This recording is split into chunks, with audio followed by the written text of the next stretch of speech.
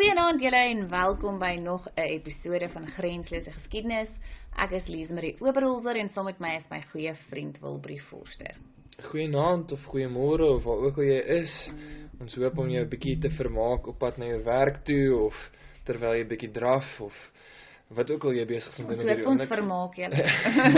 En ja, ons sien uit om 'n bietjie van julle te hoor, so asseblief maak 'n punt daarvan om vir ons 'n bietjie boodskappe te stuur. Ons het ook nou 'n amptelike e-posadres en dit is grenslosegeskiedenis@gmail.com. Net soos jy hom sou spel op die regte manier, jy sal hom vind. Een woord sonder punte of ander leestekens tussenin en stuur 'n bietjie vir ons 'n boodskap en dan hoor ons graag van julle. Ja. So Lisa, net om weer omdat ons elke episode wil hanteer soos 'n aparte episode, dat jy nie noodwendig die hele reeks hoef te luister nie. As jy net die inval, Lisa gaan net so 'n bietjie vir ons sê, hoekom doen ons hierdie? Wat is die belangrikheid hiervan en wat is die relevantie hiervan? Hoekom moet jy hierna luister? Ja, so ons dink mense leer nie hulle geskiedenis nie. Dit word nie in skole vertel nie. Niemand lees boeke mee met soveel omvattende inligting in nie. So ons dink hierdie is al 'n verwerkbare manier vir elkeen om te luister. Sommer vinnig vir 15 minute lank elke dag of elke tweede dag of elke week. En 'n bietjie van 'n verstaan het van waar hulle vandaan kom. So as jy die potgooi luister, hoop ons leer jou iets. Sodat jy jou vriende om die braaivleisvuur kan beïndruk. So ja, luister gerus saam met ons vanaand na die slag van Bloedrivier. En of jy daarvan hou of nie, hierdie het 'n impak op jou lewe. As 'n Suid-Afrikaner of as 'n Afrikaanssprekende in enige plek van die wêreld. Hierdie is deel van ons geskiedenis. En dis nie iets wat ons kan net kies om nie aan te dink of aan te weet. Ja, dit het gebeur. So Lisa, ons het so 'n bietjie nou agtergrond gegee oor die opbou tot die slag van Bloedrivier. Ja. En ek dink die naam slag van Bloedrivier is in elk geval eers iets wat later gekom het, want dit was nie eers, die naam was nie Bloedrivier aanvanklik nie. Nee. Daar's geen rede om dit Bloedrivier te genoem het voor die tyd toe daar nie bloed in was nie. Ja, maar aan die einde van die slag verstaan ons hoekom dit die naam gekry het aan die einde. Ja, so wat net gebeur het, ons is nou daar waar ons laer getrek het, wag vir die aanval, Pretorius is die aanvoerder van die voortrekkermagte, en die eerste aanval op die oggend van die 16de kom baie vroeg, eintlik al voor sonop.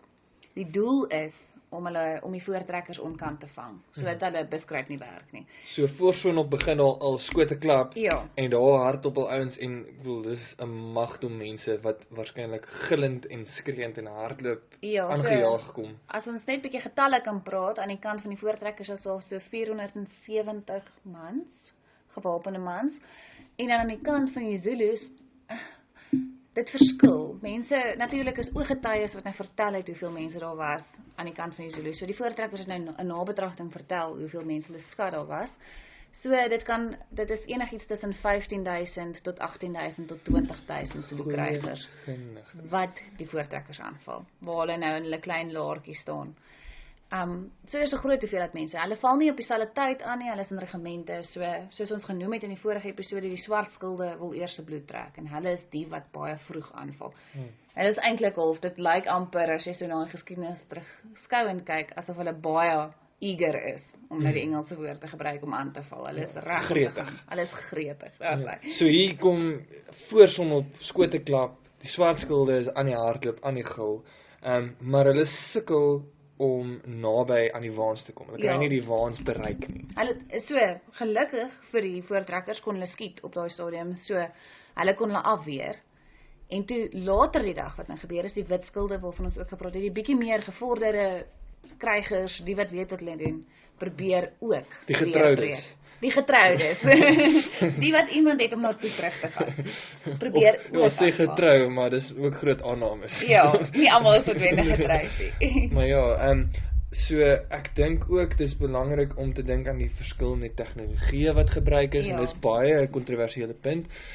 Baie mense sal sê, ja, maar okay, hoe kan jy nou noodwendig hierdie groepie mense, die getalle mekaar vergelyk, maar dis tog maar 'n manier hoe mense oor enige slag, enige oorlog kan praat, dis getalle teen getalle. En op daai stadium was die wapen van keuse was maar vir die Zulus spiese gewees. Korter spiese van 'n aanleiding van, of is dit langspunt spiese van 'n aanleiding van Shaka Zulu se so 1,5 meter lank, sal ek sê. Okay. Omtrent. in lengte. Gewoonlik natuurlik uit stol gemaak, baie keer met 'n hout handvatsel. Of gedeelte waarin jy vashou. Stol is 'n baie waardevolle kommoditeit, so jy wil natuurlik nie ontslaa raak van hulle nie. En die spies word eintlik gebruik om te steek ook onder andere. Ja. So wat Shaka gedoen het is hy het hulle 2 tipe spiese ingebring. So daar is 'n korter steek een wat amper maar soos 'n groot lem is, soos 'n mes gebruik is, amper soos 'n dolk gebruik is en natuurlik die langer een. Die doel is natuurlik om die spies vooruit te kan gooi. Ja. So jy hoef nie noodwendig tot by die persoon te wees nie. Dis nie hand-to-hand combat as ek dit so kan stel nie. Jy het ons so 'n bietjie geraak aan die logistiek van die laar waar hy uitgelê is en hoe hy so. Ek dink mens dis nou moeilik om so iets met so in hierdie tipe media te verduidelik. Ek dink dit is baie mooi as jy net bietjie op oom Google gaan intik daar wat gaan aan. Dis baie mooi. Ek onthou nog op ons skool handboeke was daar prentjies van die fisiese D-vorm. So ek dink die luisteraars moet regtig hulle self begin doen en bietjie kyk daarna want dit is interessant oor die uitleg van hoe hulle daar was. So ek dink nie ons moet nou te veel daarin gaan nie. Maar net aan die kant dan van die voortrekkers, hulle wapen van keuse was natuurlik 'n voorlaaier. 'n Voorlaaier geweer. Ja. So hy is moeilik om te laai. Ons het in 'n vorige episode dit bespreek. Ja. Hoe jy moet stop eintlik maar. Ja, en dan het hulle ook 'n kanon gehad. Ja, skeepskanon. 'n Skeepskanon. Dis iets wat Andries Pretorius nou saam doen. Ja, hulle beweer daar was dalk 2 of 3. Kyk, die kanonne op daai stadium het nie die bal wat geskiet word het nie geland en ontplof in skerwe en dan nou klomp mense doodgemaak in die proses nie. Dis eintlik een teiken. Dis een groot geweer. Bullet wat gaan. En natuurlik as hy jou tref, is jy tot niet. Maar die skade wat jy maak is nie noodwendig so groot nie. Ja. So aan hulle kant daar's verskille. Mense beweer dat dit dalk nie daar was nie, dat hulle dalk nie so baie skeepskanonne gehad het nie, maar natuurlik vermoed ons is akkuraat. As jy nou gaan na die gebied toe, na die eintlike slagveld, is daar ook 'n plaatjie wat sê daar is bietjie van 'n kontroversie. Mense is nie seker of daar ongeag of daar 1 was of daar 3 was. Ja. Hulle het nie so baie mense gehad nie. So en dit is die tegnologie van daai tyd beteken dis is 'n baie groot taak om daai te herlaai. Ja, dit is ongelooflik moeilik geweest. En jou ammunisie is beperk. Jy het nie noodwendig. Ja, en jy wil natuurlik dit wat jy het gebruik want jy word aangeval deur tussen 15 en 20.000 krygers. So jy wil nie dit mors nie. Ja. Ek dink nou sommer net aan die logistiek om daai ammunisie nou daar te kry, wat ek al die kanon of wat ook al. Ja, die kanon en natuurlik. Om daai ding aangery te kom, wat dis is so 'n magtom lood of wat ook al hulle gebruik het op daai stadium 'n hoop daarvan of 'n ding ongeag hoeveel jy skiet en so selfs al het jy daai tegnologie is nie noodwendig so groot voor. Ja, is nie noodwendig 'n verskriklike bruikbare item nie, maar hulle het hom geskiet. Ons weet van een geval waar hulle 'n kanonkoel afgeskiet het. En dit het natuurlik hulle dit geskiet op die Witskilde. So dit maak eintlik sin as jy dink in terme van oorlogstrategie om te probeer die leierskap uithaal. Ja. Want sodra die leierskap uit is, dan gaan die res van die meer ervare bekleiers en as jy hulle krygers en as jy hulle uithaal dat dit dalk die jongeres sal ook die hele struktuur kan laat platval uiteindelik. Ja, dat hulle dalk sal sê maar okay, nou wil ons nou nie meer deel wees van die ding. Wat is nou nie meer leiding. Hoef nie nou meer te trou nie. Ja. So wat jy hoef nie meer te trou. So wat natuurlik aan die voortrekkers se guns was, is omdat hulle die seekoeigat of die kuil aan die een kant gehad het en al vir die diep sloot aan die ander kant, het dit vir hulle amper dink aan hoe jy in 'n kasteel sou maak in die middeleeue. Jy sal 'n moat hê, 'n watergrag amper om jou kasteel, want dit help om mense nie daar te laat inkom en een sentrale ingangpunt. So hulle het eintlik een sentrale punt waar jy kan aanval, wat hierdie krygers hulle moontlik kan aanval, een sy wat hulle moet verdedig. En dit word maklik verdedig deur die voortrekkers, want hulle is 470 man, so hulle kan roterend eintlik dit heel waarskynlik doen, van hulle kan herlaai, terwyl ander by afvuur op hierdie krygers wat hulle aanval. So dit gebeur nou, hulle word toe 'n bietjie later weer aangeval, soos ons genoem het, hierdie Witskilde. En op die ou ende is die aanvalle geld of duur omtrent vir 3 ure. So dit is 3 ure se geveg. Dit moet uitputtend gewees het. Dit is 'n goeie gym sessie daar as jy 3 ure se geveg en dit is intensiewe harde werk. Dit is nie en daai F.O. Venter boeke oor die groot trek, waar 'n bekende reeks wat ek ons ouers het dit op skool as voorgeskrewe boeke gehad. Dis uitstekende reeks, ja, regtig nogals gee baie inligting oor die goed. En een van die goed ek onthou nog spesifiek van hierdie scene wat afspeel, is daar verduidelik hy baie oor die rol van die jong ouetjies van die voortrekkers en die vrouens wat help laai en die hele tyd wat die gewere raak warm, want daarin jy skiet jy weet buskruit wat aan die brand slaan. Dit is soos vandag se gewere. Dat hulle letterlik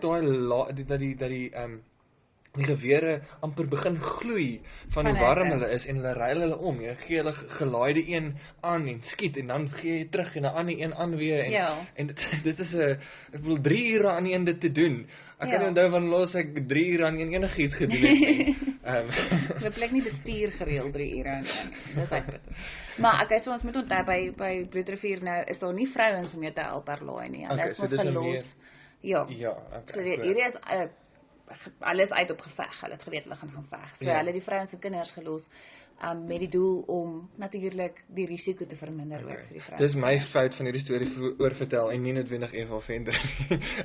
Maar dit is waar. So as jy nou prakties moet dink, hulle het seker heel waarskynlik meer as een wapen gehad, hulle het gewoonlik elke persoon en dan moes natuurlik van hulle gewees het wat net aktief die werk van herlaai gedoen het of vir periodes en dan ruil hulle later weer om. En jou oog moet, jy moet seer word, want jy mik letterlik op mense. Jy moet kyk wat jy skiet. Dis nie asof jy skiet net in die blindelings nie. So dit is 'n intense, selfs fokus. Ja, fokus moet intens wees. Jy moet uitgeput wees aan die einde van hierdie proses. So wat dan gebeur as hulle veg vir 3 ure? En dan wat Pretorius doen, op 'n sekere stadium sê hy, hoor die ouens ons moet nou maar agter hulle aangaan, want die ouens, hulle begin vlug. Want hulle kom agter terwyl jy dit sê, jy volgens wat jy geskryf het hierso was, daar kon net 20 geweerskutters eintlik maar op 'n stadium skiet in daai rigting toe, daar waar die magdom van krygers vandaan kom. En dis al amper 'n oneffektiewe, jy weet, die ouens aankom van die kant af, skiet in hierdie rigting, die geveg word nie, jy kry nie rigting nie, en dis hoekom hy toe nou sê. Maar uit 'n strategiese oogpunt uit, Pretorius moes al geweet het hulle het gewen op die stadium, want hy sou net die veiligheid van die laar verlaat het, mense se lewens in gevaar gestel het, om te gaan aanval, as hy nie geweet het, alles besig om terug te trek nie.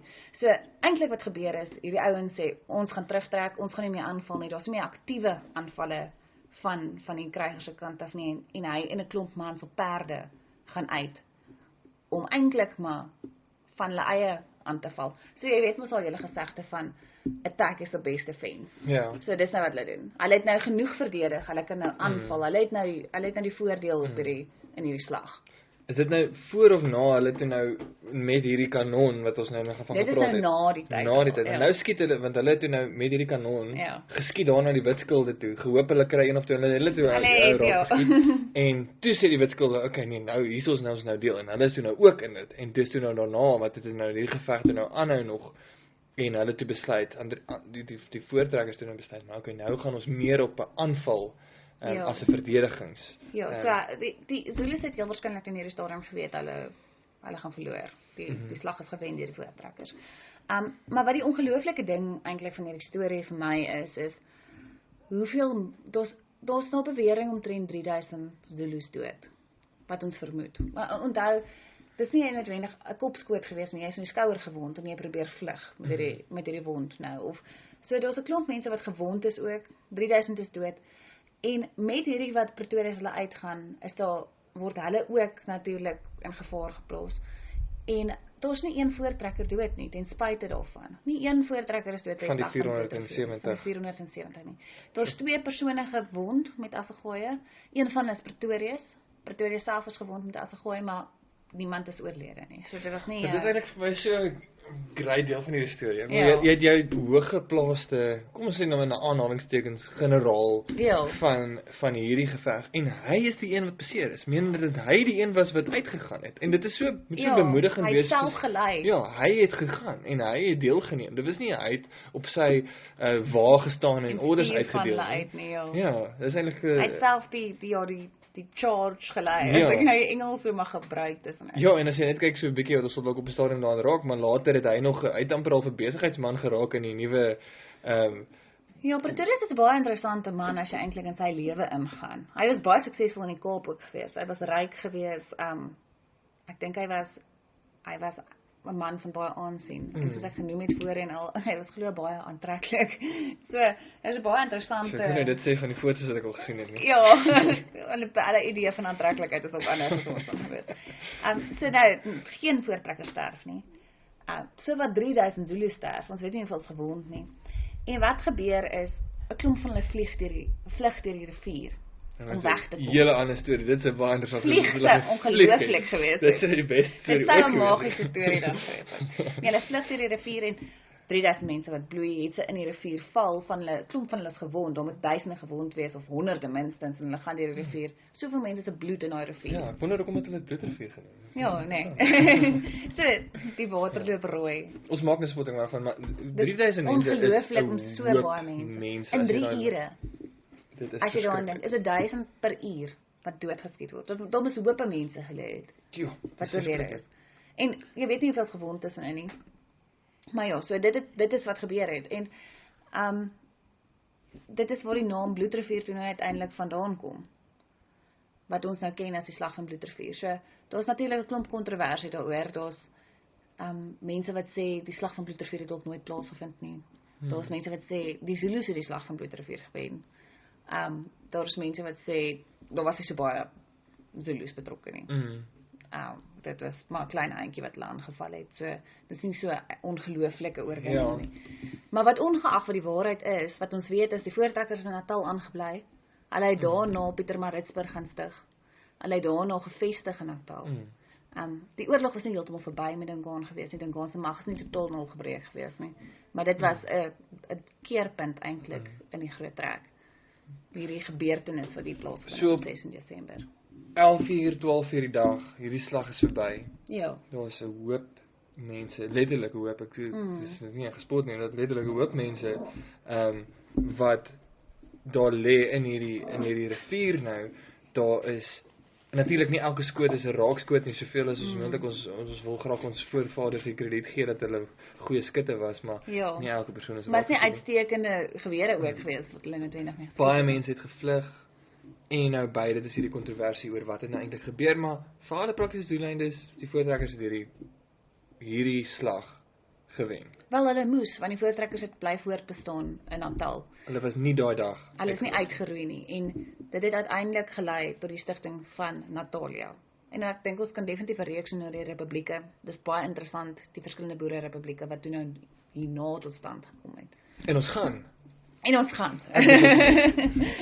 As ons genoeg terugvoering van ons luisteraars kry, sal ons. Ja, so op 'n laaste punt, as jy wonder of jou voorouers by die slag was, is julle welkom om ons te e-pos op grensoosegeskiedenis@gmail.com. Soos ons genoem het aan die begin van die episode, dan kan ons vir julle 'n lys stuur van al die mense wat betrokke was by die slag van Bloedrivier. En Lisa Marie Oberholzer is 'n actual geskiedkundige. Soos, ek weet nie hoeveel van julle ken regte geskiedkundiges nie. So, as sy vir jou lys stuur van die mense wat betrokke by dit was, dis legit, moenie worry nie. So, dis baie interessant, ek dink dit is iets so, as jy Afrikaans sprekend is, het jy of 'n van wat soortgelyk is as een van dies op die lys, of jy het iemand in die familie of ver langs, so dis baie interessant om te sien wie die mense wat betrokke was in dit, en ek dink dit is iets wat, soos ek vroeër gesê het in die episode, 'n relevantie op ons almal het, of jy nou dit wil herken, of ontken, of erken, net jy wil. Net so vir interessantheid wil bring jy het nie voorouers tog hoor. Ag nee, aan my pa se kant my familie. Wat is jou pa se van? O, Forster, nie aan Forster kant nie, maar natuurlik, ek weet nie aan jou ma se kant nie.